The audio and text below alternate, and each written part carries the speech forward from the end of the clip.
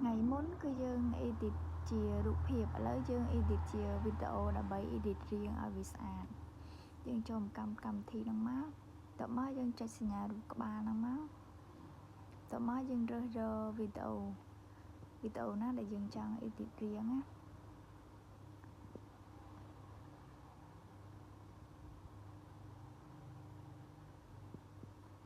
តមកទៀតគឺយើងជ្រើសយកកន្លែងរូបដូចរ៉ូបហ្នឹង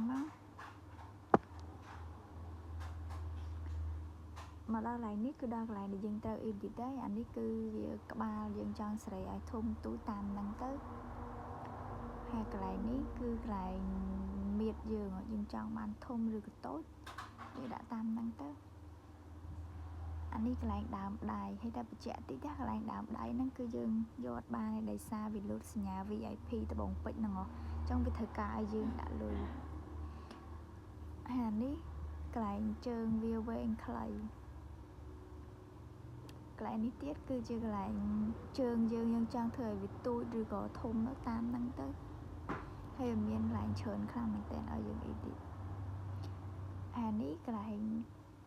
ក្បាលពោះយើងហើយចុងក្រោយនេះក៏អត់បានដែរកន្លែងតាគៀកយើងហ្នឹងព្រោះវាលុតសញ្ញា VIP